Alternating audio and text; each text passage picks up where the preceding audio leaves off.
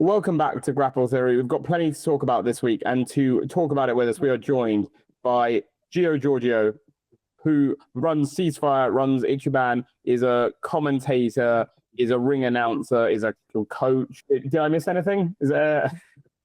I think you've got pretty much everything there. One day I'll get a good night's sleep in between my 7 hats I wear, but yeah, I'm a busy boy.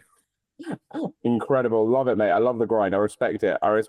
Talk to me about, again, like it's been a while since we last spoke on the podcast, and you've been doing a lot since then. Talk to me about how, like we all our guests to start with, how has the last year been for you, the last sort of 12 months? Because it feels like it's been busy. It feels like you've been getting out there more, doing more stuff and getting more opportunities.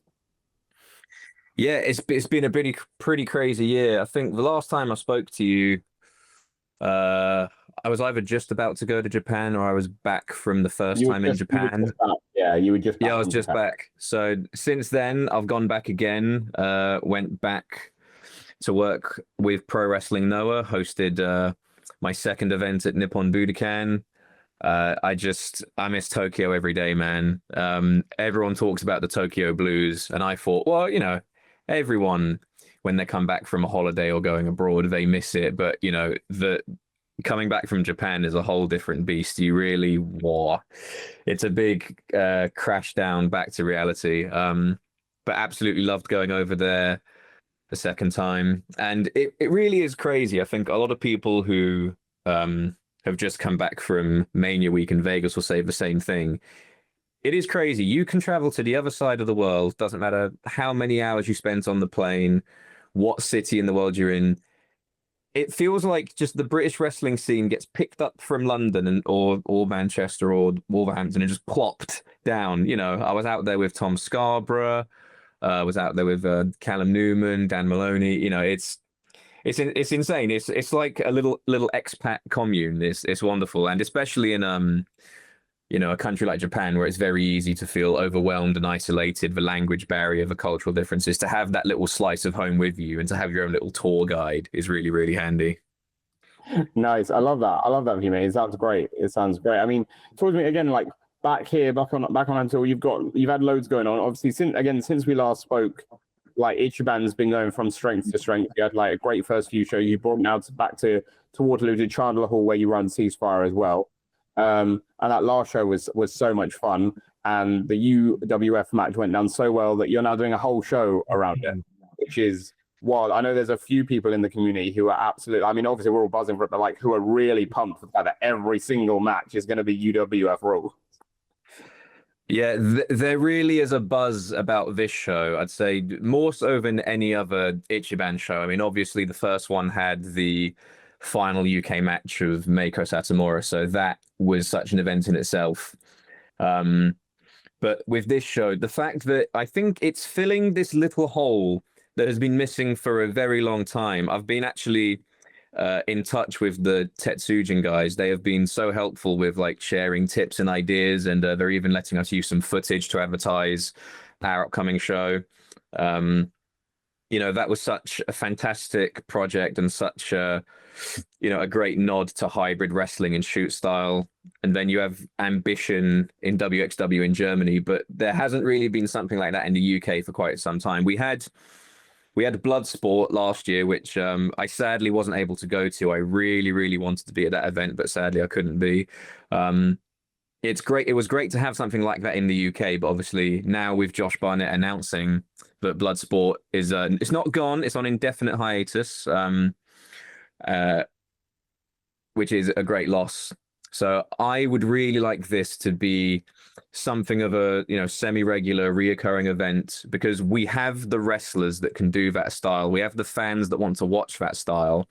And there's been a lot of discussion recently. I saw a post from Jonathan Gresham and from Bowers from North about the need for these unique styles of wrestling and the need to not have just copy and paste shows. And that is so true. And that's exactly why I'm bringing UWF rules to the UK. And, you mentioned that first match on the November show, which was Jordan Breaks versus Jay Joshua. I couldn't think of two better wrestlers to have showcase for style. I literally just said, guys, here are the rules. go at it, and they absolutely smashed it to the point where that one match alone has created enough buzz to get people excited for a whole show of UWF rules. I'm really, really excited. Yeah, and let's talk about that because again, like you are stacking the card for that. So we got what we got so far. We got Danny Luna, Thomas Shire, Kanji is going to be on there. Breaks are going to be on there again, right? Like, yeah, those are our first four. That's the holy quadrilogy. So we've got the hottest free agent in the world right now, Danny Luna. We've got Jordan Breaks. There was no way we were doing this show without Jordan Breaks.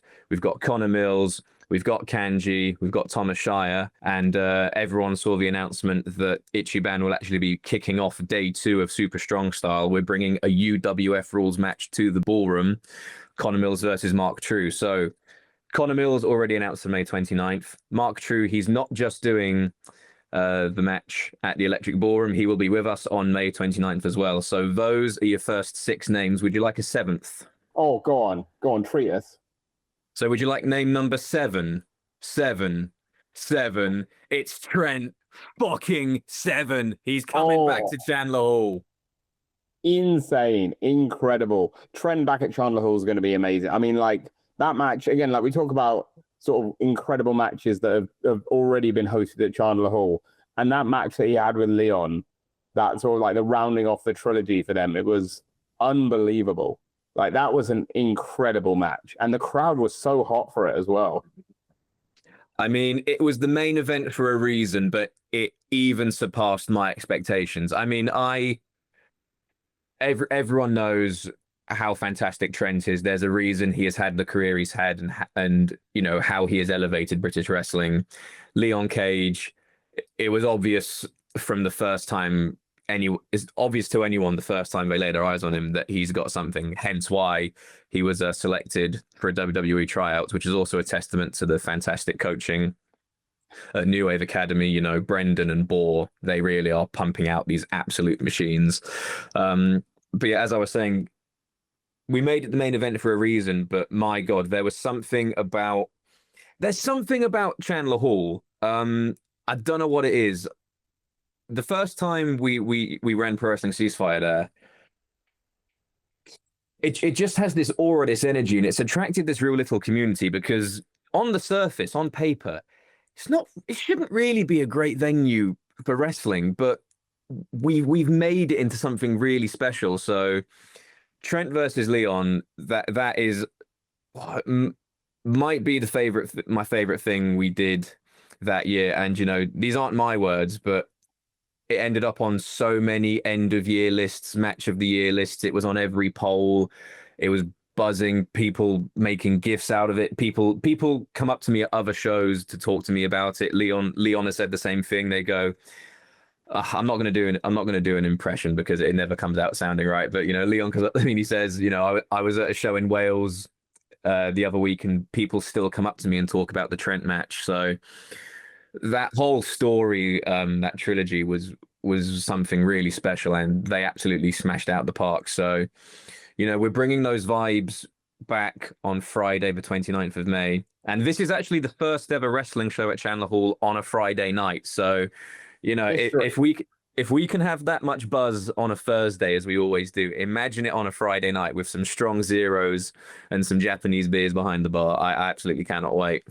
Hell yeah, love it. I'm a little gutted you didn't do the Welsh accent because again, like recently, a few months ago, we had Rayne on before a big move, and she did a little Welsh accent there. I asked her if she'd picked up anything. I'd be amazed if she couldn't do one after all the time she spent over it was pretty good. It was pretty good. I'm not gonna lie. It was kind of impressive. I was quite amazed. So now I'm just thinking we should get a ranking of who can do the best accent. Oh God! I mean, I don't so much do a Welsh accent as I do impressions of different Welsh wrestlers. I mean, it depends who the most Welsh sounding one is. You're just gonna fly like Leon does, and that's your impression. Gio, bud, it was absolutely amazing when I had that match with Trent. Honestly, I'm just buzzing for it. That sounds more like Danny Jones, you know. I don't know. I was gonna say that sounds like Danny Jones. I've got DJ on the brain, but yeah, that's where does that rank? Me and Rayne. Where does that go? Before we've only had 2, and so far you're definitely below Rayne. I think that's. Oh, great! So I'm already lost. Absolutely fantastic. Sorry. So we'll keep it going there. We'll keep a tally going. Anyone who wants to come on and do a Welsh accent, let us know. Not the Welsh wrestlers, obviously. That'd be a bit unfair. That's an unfair advantage. Yeah, that's cheating. That's insider trading. Yeah, exactly. But I love that. I mean, talk to me about this show. About first of all, back to that first match that you put on with Jay and Jordan. Why bring UWF rules in? Why now, and why do it initially? Because again, I don't remember the last time anyone hosted a UWF rules match in the UK. It's been a long time. Yeah. So with Ichiban, the USP and I think the ethos is genuinely trying to replicate the Japanese wrestling scene in the UK. From day one, we've been very particular about the rules we use at the shows and the branding and the way we approach the booking and the way we communicate with talent and fans. So every time we're getting ready for the next show, we think, right, what can we do more? What can we do better? And I've always been a fan of UWFI. Actually, I think if you can see behind me, you can see some goodies I picked up on my last trip to Japan. But unfortunately, I currently don't have a VHS player or a DVD, so I do need to work on these. But this is one of my new prized possessions. Oh, yes. I've been on eBay trying to find a good VHS player so I can get this in. So this is Rings. Then here we have Volume 3 of UWF. Oh, so we're always trying to push the envelope. So it was just getting to the point where we had the rules, the time limits, the branding, and we do our best to always be collaborating with promotions. So Mako-san was so generous with collaborating with Sendai Girls, and then we had Seiki Yoshioka on show 2. We've had Kauga from Pro Wrestling Noah, but at its core, especially when the London scene is so saturated, it gets to a point where it's just wrestling with various combinations of, they're fantastic wrestlers, but it is really getting hard to have a unique roster because the London scene is so diluted. And obviously as a pro wrestler, you need and want to stay as busy as possible. And I'm flattered that so many people want to work for Ichiban. So the next step was, right, we've just got to change the wrestling itself, because you can see wrestling on any show and you can tell the wrestlers to hit harder and you've got a 20 count, but that's only going to modify the style so much. So if we go one step further and bring UWF rules to the show, that is something that you're only going to see at Ichiban. So right away, that makes us stand out. And then I just know that JJ and Jordan are really good proponents of that style. So I knew they were the best to have that one match on the show. And, I think all 3 of us were nervous going in because, and this is something we've fixed for the next show, but, we had some production limitations. So I did my best to, as the match was going, keep the crowd updated on the score over the speaker. Tom Scarborough did a great job as well. But at this show, we're going to have the scores and time limit projected so that everyone can follow along, which I think is vital for this show. But they're so talented, and it's such a fascinating style that it's catapulted us into this next show. So we're filling that gap in the market left by Tetsujin, left by. We had Bloodsport once and it was great, but we're not going to get it again for a long time. Ambition is fantastic, but again, you got to get on a ferry or a plane to go see that. So this is my little slice of shoot style. I'm bringing wrestlers I know can do the style justice and that want to do the style justice. And the first 7 announcements have been terrific, and I'm not going to tell you how many more we've got, but we've got lots more coming. And this really is going to be a very special show. Love that. I love that. And again, before that, you already alluded to it, well, you already mentioned it, that Ichiban is going to be at the Ballroom at Progress over Strong Style Weekend, opening the Monday show with a little pre-show teaser of what we can expect. from Crusade with Connor Mills versus Mark True. I mean, even like regardless of any like match tip or whatever's going on or like any collab, like that's a banger match straight away first off. Like that's incredible. But how much does it mean to you to be part of Strong Style Weekend? Because Strong Style Weekend is one of the highlights of the Brit Rest calendar every year. And I know that you work like closely with Lee and the guys at Progress. It must mean a lot to you to be now officially part of that weekend, and for them to sort of have the faith in what you do to allow you to sort of like join onto it as well. It really is huge. Super Strong Style is one of the premier events in not just the British wrestling calendar, but the wrestling calendar. It's so huge. It's so prestigious. It has so much history. And,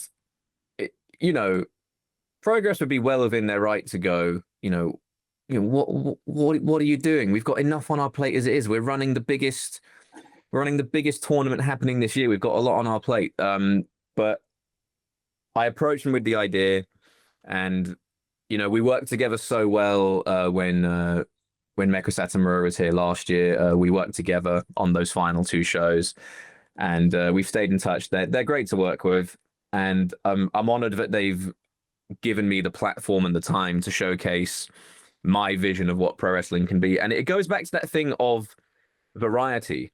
That it's a fantastic tournament lineup. But I mean, I love wrestling. You love wrestling. 2 days of wrestling can be a lot, especially, we're heading into the warmer weather. Monday's going to be that hangover show. So I think it's going to be a really great way to kick off day 2. It's something different. There's going to be more people in that room that haven't seen this style of wrestling than have. There's going to be some people there that are seeing, and the great thing about Super Strong Style is it does bring in these first time fans, and those are the most important fans, the ones we've got to keep. So there are some people who are going to be watching Connor Mills and Mark True for the first time. They're going to be seeing Ichiban for the first time. So I think I'm so lucky in this country to have such a great list of wrestlers to pick from. But for this occasion, for the Ichiban show at Progress, Mills and Mark just seemed like the right choices for it. And again, it goes back to that thing of curating the wrestlers. I haven't picked them, for a random reason or because I've known them for all these years, going back to WrestleForce. These are 2 legit guys, all right? Mark True, 2-0 in MMA, a genuine karate champion. He actually trained in karate either up until the age of 8 or 12, I believe, and then went to wrestling full time. But he's a shoot black belt in karate.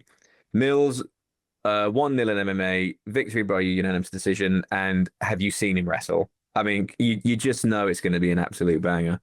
Yeah. I mean, it's going to be great. It's going to be a lot of fun. And again, to be part of Strong Style Weekend is always huge. And again, like let's talk a bit of Strong Style. Let's do a little like a mini within this podcast Strong Style preview. Like, what do you make of it? Because again, not just one stacked lineup this year. We've got 2 stacked Strong Style lineups this year. First ever women's Strong Style as well, which is really cool, really fun, and like again, like it feels like it's going to be a really good weekend of pro wrestling. Just looking at who's coming over for it, who's in the tournament. Like, what do you think of it? Who are you backing at Strong Style this year? I mean, the problem this year is that instead of 16, there's 30. There we started with 32 wrestlers, but that's the European talent pool. I mean, people have been saying for years that a women's Super Strong Style tournament is long overdue. But it's great to see it finally happen, and it does present the logistical challenge, and I think they've handled it so excellently. A 32 tournament, 32 people over 2 tournaments, a continental tournament. I think they've handled it really well, and the quality of talent in it is something to marvel. And you can see from the shows I run and the cards I book, it's very obvious who I back in this country. So for me, I really want Kanji to go all the way if we're talking about the women's tournament. But I'll tell you what as well. People have been overlooking L.A. Taylor for a long time, right? I was there in the ballroom when she made it into the semis.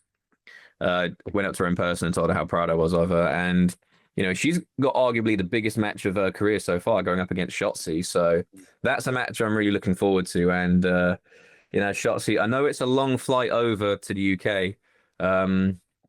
But I think LA Taylor is going to mean that you aren't here for as long as you think you're going to be. So, you know, my money's on LA in that one.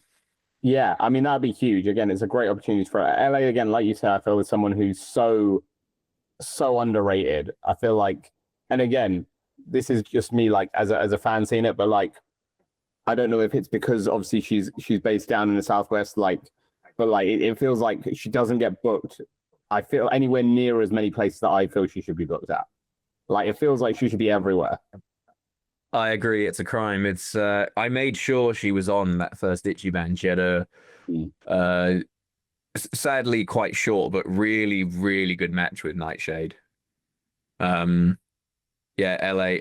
Geography in this country can be so damning, but I know so many American wrestlers, and when I try and talk to them about our travel problems, they just look at me and go like, "What the fuck? I once drove for 3 days straight without blinking, and you guys are whinging, oh, I've got to go up the M4." We do sound like absolute babies compared to the Yanks when we start complaining. Yeah, it's very first world problems over here when you compare it to like Australia or America. You're like, yeah. Oh, yeah, ours is nothing.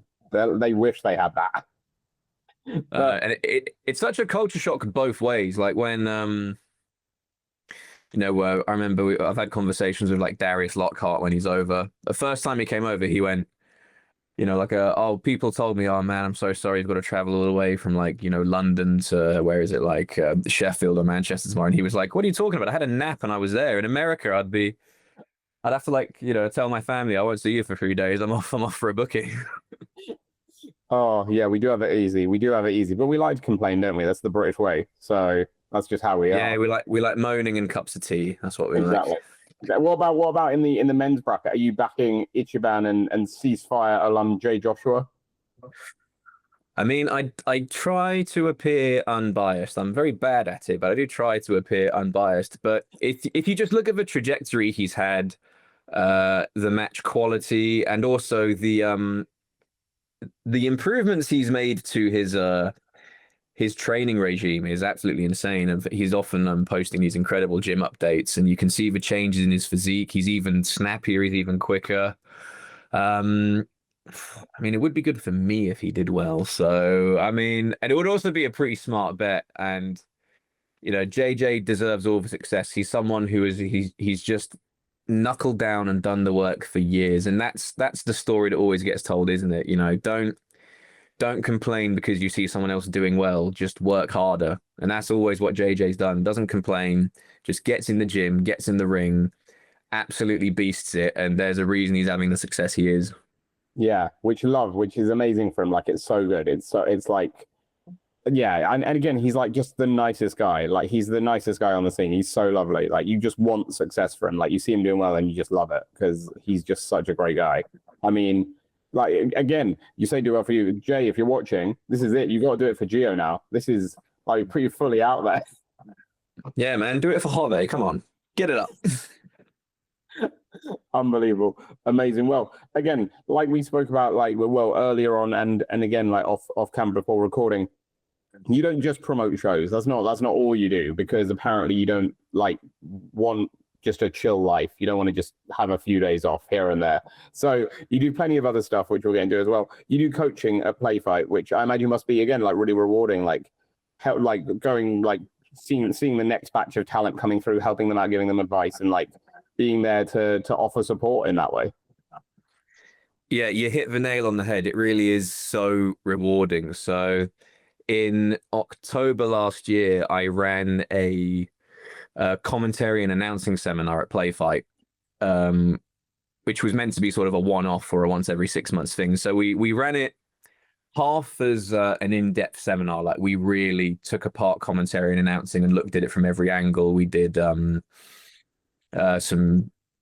practical exercises. Everyone had a go. I made sure that everyone got out of their comfort zone and jumped in. And then the second half, we ran an in-house show with some of the great trainees we have at Play Fight, and everyone from my seminar either got to announce or do commentary. And to see people who walked in at the start of the session super nervous or have basically only just starting watching wrestling, to by the end of the day calling a full-on wrestling match and like getting lost in it was so rewarding and satisfying. So that was in October, and then I think a couple of weeks after the seminar, Playfight got back in touch and said, you know, there's nothing else like this in schools at the moment. It's all wrestling, and you know, we'd love to have this as part of a permanent feature on our coaching timetable. And I think I'm in a unique position where there is not a single hat in wrestling I haven't worn. You know, I've had that classic trajectory of started as an in-ring trainee. I've had matches. I did the thing that more people need to do and realize that that's not for them, but there might be a different place in the industry for you, you know? So as much as I, you know, enjoyed the in-ring portion of my career, I serve wrestling way better in the role I have now. So that's also what the lesson is for. It's for finding your path in wrestling, because, you know, wrestling is this big blanket, right? There's so many jobs that need doing, and don't let anybody tell you that there's such thing as a small job in wrestling. Give someone the simplest job in wrestling you can think of that you think has no knock-on effect. Watch it be done badly and watch it fuck up the show. You know, there's so many moving parts in wrestling, and they're all important. So at these lessons, we really dissect every part of the show, every part of the business, and we look at it and we see what you can do. And I make you try everything. And yeah, we've got some really great guys and girls coming out of Play Fight, and it's I mean, yeah, you said it at the start. You know, if I stay still, my head will explode. I have to be busy. I have to have a lot of stuff to do. But it really has given me a new lease on my career, because I mean, I celebrated my 10 years in wrestling in February, and you know, from starting off and thinking, oh, I'm going to be a wrestler, I'm going to win all these titles, I'm going to go to WWE, and then quickly realizing, you know, I can't hack it with these guys. Like, if you want to do that, you've got to be as good as Jay Joshua and training as hard as Jay Joshua. And I and 90% of people cannot hang with Jay Joshua, so it's not going to happen. But you know, I found announcing, and I found commentary, and I found promoting, and you know, you'll remember back in August last year, I managed to find myself refereeing and wrestling at the same time, killing the biz all in one weekend. Incredible. I was going to say, like, I mean, let's go off on a tangent to that, because that was a crazy match, that wrestlers versus refs that you did at C5. That was I don't even know how to describe that match and what it was and what it meant, but it was so good for all the weirdest reasons. I think the top of which, if I'm honest, being Oscar Harding hitting one of the best cutters I've ever seen. Like, I still think about that to this day. The Oscar. It is insane. Also, I didn't know he was doing that. I had absolutely no idea. I also didn't know that that Tom Scarborough is going to wear a beret and an Oscar Harding Bebe t-shirt. There was a lot of, maybe that's why we lost, because we weren't on the same page about all these things. There was terrible communication going in. I mean they may have hindered you. That may have hindered you, I'll be honest, especially when you're up against two teams who are so in sync as well. But like, talk to me about what that match meant again, because it was the build of, like, it was a proper storyline build that every wrestling fan wants to see, being like, how the hell is this going to pay off? And I mean, you got your moment as well, didn't you? You got your proper heel turn moment as part of it. And yeah, again, the match was bonkers. Talk to me about just like what that meant to you to put on something so, even for Ceasefire, so chaotically mad. It really was lightning in a bottle, because anyone in wrestling will tell you this. It is nearly impossible to run a storyline for more than a couple of shows or a couple of months. Wrestling is so unpredictable. People get hurt, people get signed, people unexpectedly, you know, get pulled away, you know, people get sick, people, you know, sometimes in extreme cases, you know, there's bereavement, it takes you away. So many things can happen to take you off a show. And somehow we had a storyline that involved 8 people, and we managed to run it for exactly 1 year. It's the storyline started on show 1, 22nd of August 2024, and we ran all the way to the 21st of August 2025, and it involved 4 people who can't wrestle. It was you know, we couldn't replicate that again if we tried, but it goes back to the most basic thing in wrestling, which is storytelling above all is what brings people in, because from a technical standpoint, it's not a good match. It really isn't. I'm a terrible wrestler. Oscar's a good wrestler. I'm a terrible wrestler. But what it had was just this incredible year-long story going in. You had 4 of the best wrestlers in the country. I've always known that Shah, Jordan, Chuck, and TK are fantastic. But when you're in the ring with them, you have a whole new level of appreciation. They are masters of their craft, and you know that match would have fallen apart if they weren't there generaling it. But above all, you know, we said from the start, let's just have fun. The theme of the show and the match was fun, and the reaction we got from the fans was the same thing. We got so many wonderful compliments about that match, not just online, but on the night in person. We had people coming up to us and saying, "This is the most fun I've had at a wrestling show," which is just, you know, what more could you want? That is. It's the highest compliment, isn't it? It really is. We put so much time and work into those shows, and so and also, you know, we have that thing going in of like, oh man, I think people aren't going to like it. I think we've overdone it. And you know, there's also that thing of, you know, Gio and Mambo, the promoters have booked themselves in the main event angle, that kind of thing. But the feedback and the reception has been unbelievable. And you know, when I look back on my career, that's probably my favorite thing I've ever done. It just had so much going in. The fact that it raises money for a good cause, the fact that every single person in the building left with a huge smile on their face, the fact that I was able to pay tribute to Kurt in that match, and the fact that on every single match that weekend there was a tribute to Kurt in it was just so special. So yeah. If I ever need to pick me up, I flick through some photos from that show, or I watch the clip of just all of them going for a table. And Mambo was obsessed with those plates. For months he was like, "We've got these plates, we got to use them." And you know what? He was right. And I'm very sorry again to Sally and Charlie for you having to clean up all the watermelon and plates after the dust had settled.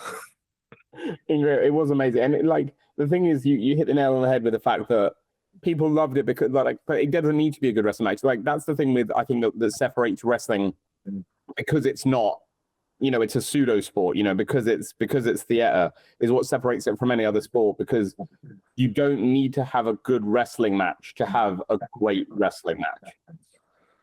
Yeah, there's a wrestling match. How do I word this? I mean, I'm running a shoot style show, so I shouldn't be saying this, but when we're talking about this kind of wrestling, the story is the important thing, and there are so many tools you can use to tell that story. Technical wrestling is a kind of story. Drama is a different kind of story. Emotion is a different kind of story. The story we told had all the classic wrestling elements. It was, you know, it was misunderstanding turning into resentment, and then there was betrayal, then there was animosity, and then you add in the hardcore elements. There's a bit of something for everyone, but the overarching thing is that we had a start point and an end point, and for a year everyone at Chandler Hall watched that story unfold, and then you got the conclusion. It's as simple as that. People overthink wrestling so much. Give them a good story, and if the story is good enough, it will compensate for the fact that half the people in that match couldn't wrestle. It's as simple as that. Spot on. I mean, I want to talk to you as well while we've got you here about just the scene as a whole, because again, I know you're someone who is all over the country. You work at so many different promotions, and it feels like the scene is really buzzing. Like I always say that the scene is buzzing and the scene is thriving, and it feels like it's thriving in a different way to how it was thriving in like 2017, 18, 19, that area pre-COVID, where it was thriving because there were big names and like they were always at the top, and there was some excellent like like your British Strong Stars and Volta over here and some other people who we won't name anymore, but like they were all like the best, like some of the best in the world at that point, absolutely killing it. And that's what made the scene good then. But it feels like what makes the scene good now is very different. It feels like it's almost like yourself with doing Ceasefire and Ichiban, and like the guys over in Wales with Chaos and obviously Attack being the big dogs, but like a new wave. It feels like it's almost like the underdogs, this like new breed of promotions coming through. That's what's generating the real, in my mind, the real excitement about the scene at the moment. It's so difficult to put a finger on just one thing that's different or one thing that's changed, but I think you've touched on a good point. Let's say pre-COVID, because COVID is the middle point where everything gets fucky. And number one, just economically, the wrestling scene that existed before 2020 economically is never going to happen again, especially with the way the world is and the way that I am nearly about to pay £2 a litre for diesel. All right. Just economically, we're never going to get pre-COVID wrestling again. But what happened before was just this sort of all excess, all the time style. Every show seemed to be a super show. And we were sort of always following a certain set of wrestlers at a time. I think what's happening now is we're getting some really good quality promotions, and we're really focusing more on homegrown talent. I think the model before used to be your guy versus the import, right? And we still get a bit of that, and it still gets a good pop, a good buy rate. But what we're really good at now is having all great homegrown guys, and we're selling out shows with homegrown versus homegrown. And I think New Wave is an excellent example of that. Look, the Welsh scene have got it on lock. They really have quality control. Yeah. From a promoter standpoint, when I'm working with Welsh wrestlers, I've never had an easier time. I've never had an easier show. I've never had less stress. They just know what they're doing. They're so pros, not just in the way they wrestle, but the way they conduct themselves. And I think that really is a testament to the way they're being brought up at under the tutelage of Brendan and Boar, because learning to wrestle isn't just learning the holds and the moves. It's how to be a wrestler, and that is something that I can tell that they're definitely being taught at New Wave, and it's something I'm doing in these classes at Play Fight. But yeah, to go back to your point, the scene's in a different place right now. A lot of people say we're in a worse position, and I can see why people say that, but the houses are full and the wrestling is good. Beyond that, what more can you ask for without getting greedy? I think in some places we have an oversaturation problem. I'm part of the problem because I run another promotion. I run 2 promotions in London. I'm part of the problem.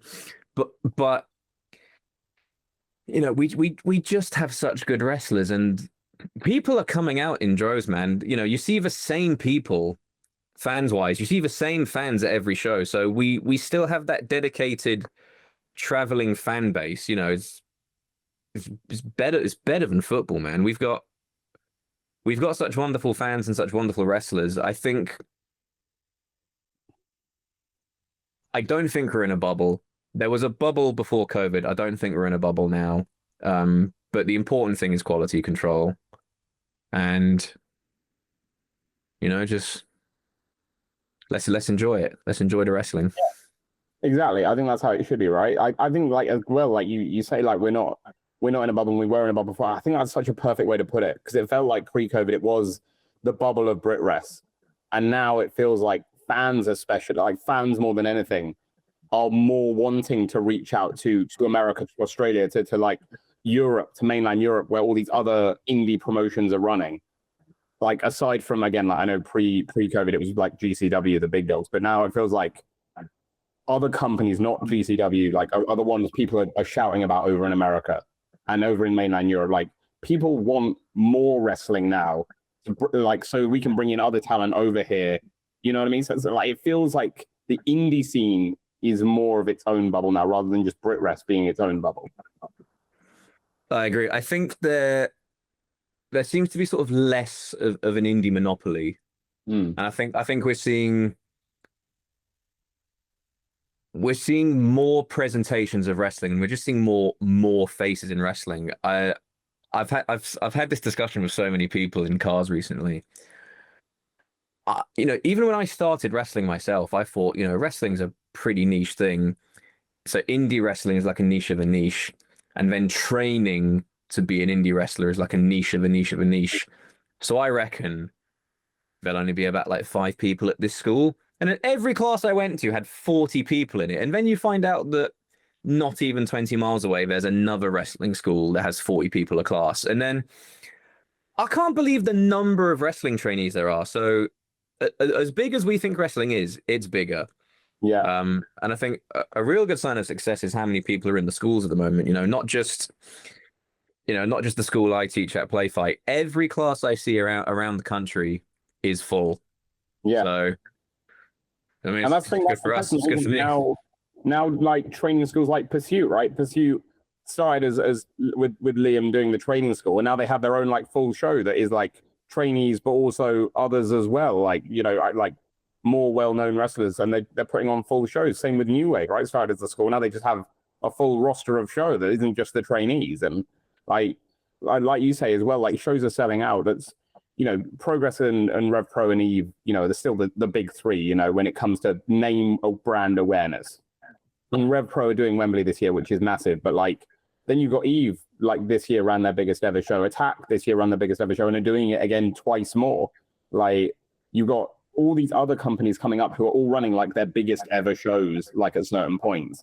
And that shows how healthy the scene is, right? Like, even if we don't have maybe like, you know, the big superstar names that we had pre-COVID, like they're selling out big venues. People are breaking their own records, and that shows that the scene is healthy overall.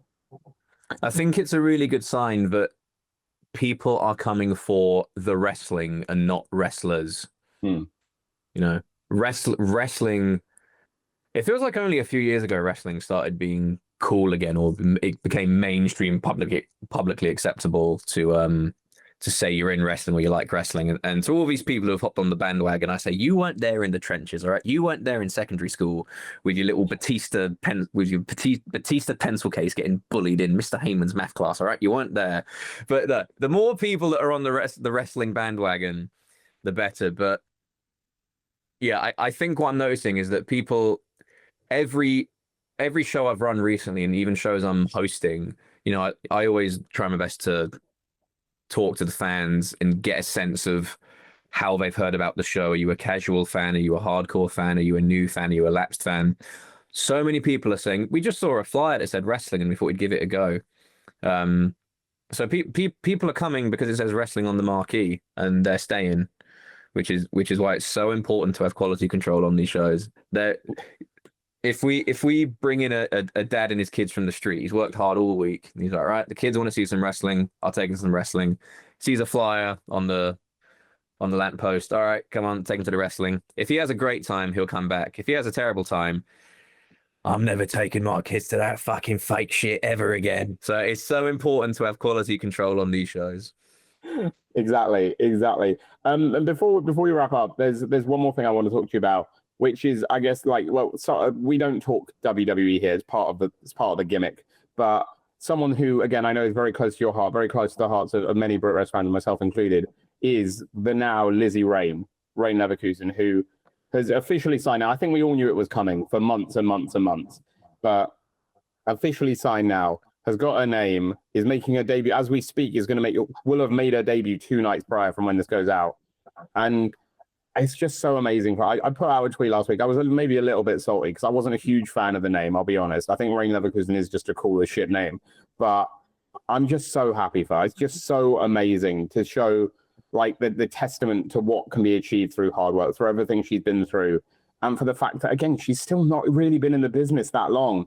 Like I've never seen a rise like it, especially when you consider one of those years of what 5 was a year out injured. Like I've never seen a growth like it. The thing with Rayne is that if you try and bring her down or try and find a hole in her game or say that anything she's achieved is through luck or through whatever, that's how I just know you know nothing about anything. There are people I know who are like, oh, it's because she knows Sid, and I'm like, come on, have you seen her wrestle? It's not that. That's not why. Like, if everyone who knew him could get on WWE, they'd have to make a fourth brand. What are you talking about? You still have to be good at wrestling. The thing with Rayne is that what more do you want in someone? She's got a gimmick that isn't shit and that is actually her turned up to 11. She is amazing at wrestling. She can cut a great 10-second, 30-second, minute-long promo. That vignette for NXT is so simple and so effective, but it's believable because you can just see in her eyes that she's giving it 100. She's giving it 110. Yeah. Watch any Rayne match. Watch her wrestle. Watch her drag someone for a 6-minute match at WrestleForce, or watch her have a half-hour epic with Tate Mayfair's at Hustle. She bell to bell. I mean, it's so hard to say because we have so many fantastic women, but I think there were like 3 women who for 5 years were like trading the top spot. And I think Rayne is always in that conversation. She just is fantastic. And the fact that they're clearly high up on her enough that they've sent her straight to NXT and let her keep half her name, all right? Yeah. It's because they know she is the shit. She rocks. I'll be amazed if she isn't women's champ by, by 23rd of April, 2029. All right. I'll be amazed if she doesn't have the strap by then. I will be amazed. Sorry, we're talking top women's champ. We're talking main roster. I'm talking I'm saying by 2029, she'll have won the North American. She'll have won the NXT. She'll probably have like the triple crown of the main roster women's belts. She's coming for it all. She is the best. She's the best, Bab. She's going to be famous. She'll have that North American by the end of the year. Like, no doubt. I'm sure of it. Like, she is incredible. And again, like, I think it's, well, like you say, like with the promo especially, I'm not a huge guy on WWE anymore. I don't really watch it. I don't really enjoy it anymore. But I saw that promo and I was like, anyone who knows Rayne from before being like, you're like, that's just her. Like that's just like they've changed nothing. Like, and that's why I like, because I was a bit sour about the name change, but they didn't change the persona at all. That's just Rayne. Yeah, and I mean, Twitter's been a hellhole for a while, but you don't. The algorithm it shows you tweets from people you've never heard of or interacted with before. Yeah. So it's all people who've never seen Rayne before, never heard of her, and every tweet I've seen is like, don't know anything about this girl. She's my new favorite wrestler. She hasn't had a match yet. They've seen one vignette and gone, hell yeah. And that is the power of Lizzy Rain. I'll tell you what, like it legit is, because she became my favorite wrestler, making her Eve debut before the bell had even rung, because she came to the ring, she walked to the ring, and I was like, this girl fucking rocks. I was like, this is incredible. Yeah. And you can't teach presence. That was my first time seeing her, and I turned to my partner, and I was like, I think I have a new favorite wrestler. She rocks. Yeah. If a wrestler can win you over before the bell rings, that's it. Yeah. From there, it was just, and she's earned it. She's killed it. Like, gutted to not have her here anymore, but man, she deserves it. Yeah, she really does. She worked so hard for it. She worked so hard to come back from injury, and she split her life between Hackney and Cardiff, and still put in the time in the gym, and having a real job as well to pay the bills and make this crazy job work. So I saw it firsthand. There's no holes in her game. You can't doubt her hard work and the journey. And this is the reward. We were so lucky to have her for 4 or 5 years on the indies. Well, 3 with injury, let's say. But she is going to smash it in NXT, and she's going to smash it on the main roster. Yeah, she is. The one thing I mean, she may be watching. She's probably not watching. She's probably a little busy. That I can be a little sour about is Rayne. If you're watching this, how dare you take Harrison Bennett from us as well? That's just not fair. That's just come on. I know. Give us something. Come on. Like really? Well, I'm gutted. I'm gutted that the British scene has lost Harrison, but I'm so happy for him. I'm happy for them as a couple, but I'm also happy because it means if I ever find myself down in Florida, I think I've got a place to stay. So I'm a happy guy. Love it. Love it. Well, Gio, it's been great chatting. We're going to wrap up with a little quick fire feature here where you're going to build your dream indie wrestler.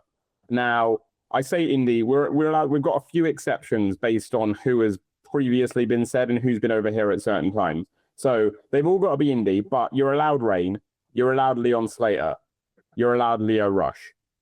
Those are the three exceptions that we've allowed to date. So I've got to allow them to you as well. So again, like a video game stat sheet, I'm going to read out the categories, and you're going to pick one for each thing, but you can't say the same wrestler twice. Okay. So first one is strength. Strength. Ooh, might have to go with Levi Muir, you know. It's a great shout. It's an underrated shout. He's a hench boy. He's a hench boy. He's hench. When he gets in my car, the suspension dips. He's a big boy. I've got a bit of beef with Levi, and he doesn't like me to. He'll come after me if I say anything more bad about him. So I'll say Levi. What's got to say something good about him then? I'm passing you the olive branch. No, I can't. I enjoy winding him up too much. Yeah, well, I've been there myself, so yeah, I see what you mean. The next one is speed. Speed. Is speed and agility the same category, or is that going to be later on? Yeah, no, we'll call it the same thing. All right, speed and agility. I'm going to go with Joe Lando. Yeah, that's a good one. Yeah, he is quick. Joe's normally saved till later, and that might give you a hint as to what else we've got coming up. But that's a great shout for speed. The next one is charisma. Oh, charisma. If he was still on the if he was still on the baby. If he was still on the indies, I would have said Kit Wilson, Sammy Smooth. He had charisma. He had enough charisma to carry the whole training academy. But on the indies, charisma. Sport for choice. You are. Well, you know what? I'm going to go with Nathan Black. Yeah. Yes. That's Nathan a great Black. shout. Yeah. I owe him because there's a clip of me doing doing commentary on one of his matches at New Wave Wrestling, and because I'm so professional at my job, I found a classy way to say that he has a very small penis, and I put the clip on Instagram. And I woke up to a voice note from him, and I thought, oh, I've offended him. I've crossed the line. I've never met the guy, and here I am saying he's got a tiny todger. And it was a voice note saying, like, Gio, mate, loved it. Great stuff. Let's collab on it and get more eyes on it. And I was like, what a guy. Love that. The next one I know who you're going to say because the answer is obvious. It's the one we get the most. Technical ability.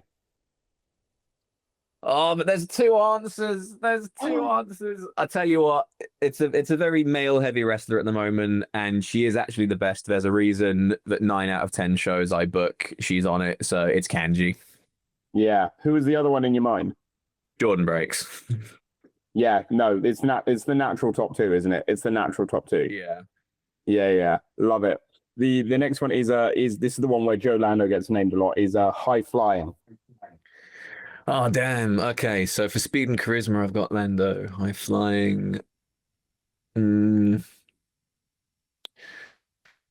I'll tell you what, someone who's come across my radar recently and someone who I want to bring into Ichiban when it's the right time is George Hunter. Oh, wow. Yeah, that's a good shout. Yeah, George Hunter from up north. He's really innovative. He reminds me a lot of sort of the heyday of the X Division. I think he's a really exciting wrestler. Yeah, I like that. He's definitely someone people need to keep an eye out for. Yeah. And you heard it here first. Giovanni Giorgio on Grapple Theory. We're gonna clip that. Once he gets big, we're gonna clip that and be like, wow, this was just future. See it. Yeah, then give me my 10%. Give me my royalties. Love it. The next one is a promo. Oh, promo. Ooh. I mean, I do want to use Rayne, but I want to challenge myself and use someone who's still left on the indies. So, Mm.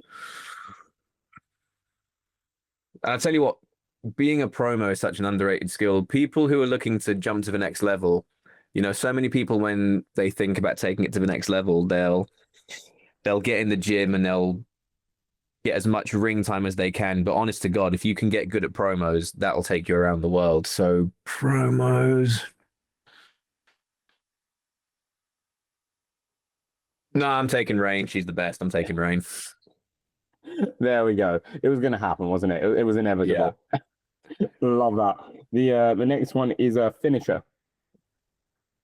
Oh shoot. Who's got a sick finisher? There's a lot of sick finishers out there. Yeah. Oh boy.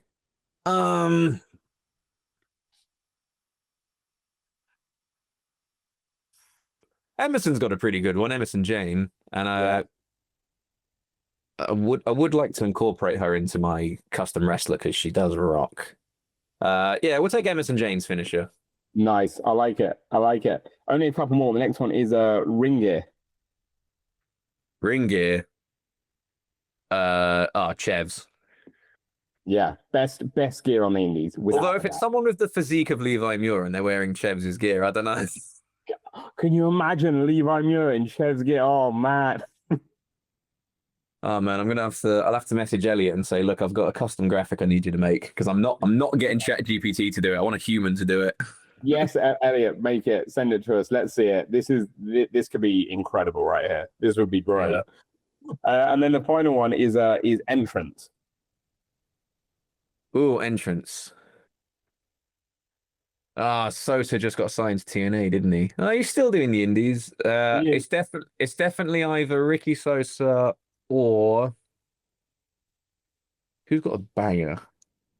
I mean, like Mills did win the Slammy Award for Slammy Shiny. God damn it, he did win the Shiny Award for best entrance music. Yeah, let's go with Connor Mills for the entrance. True Grit. Love it. It is a banger. Yeah. It is a banger. Enjoy that. Nice one. Well, Gio, thanks so much for being on the podcast. It's been great to catch up, to chat to you again ahead of what's going to be an incredible UWF show. I hope you've enjoyed the chat as well. I have. It's been so great to catch up. Let's not leave it so long next time, although it does mean we'll have less to talk about. But thank you so much for having me on. Really appreciate it. And for everyone watching, Monday, May 4th, Ichiban is kicking off day 2 of Super Strong Style with Connor Mills versus Mark True, UWF rules. And then on May 29th at Chandler Hall, 10 minutes away from London Waterloo, an entire evening of UWF rules wrestling. No pinfalls, knockouts and submissions only, and we've got lemon sour behind the bar. So get your butt down to Chandler Hall on Friday night, 29th of May. Love that. And that leads us in perfectly to our final question, Gio, because it's not a question I've left. We end each show by having our guest answer a question left to them by our previous guest. So this person's left you a question. You're not allowed to know who left you the question. They didn't know they were leaving a question for you. It's all very out of context. But the question you've been left is which actor would play you in a movie? And the context is it doesn't say here a movie about you. It just says a movie. So so it's not like a biopic of Giovanni Giorgio. It could be it's not a rom-com that happens to star me. Yeah, it could be a biopic. I think based on the interpretation of the question, that's up to you. Okay. So it's either an actor who looks like me or an actor who could replicate my unique mannerisms. I am a weird guy. I tell you who I'd love. And I do tend to go off on a tangent. Probably Jeff Goldblum.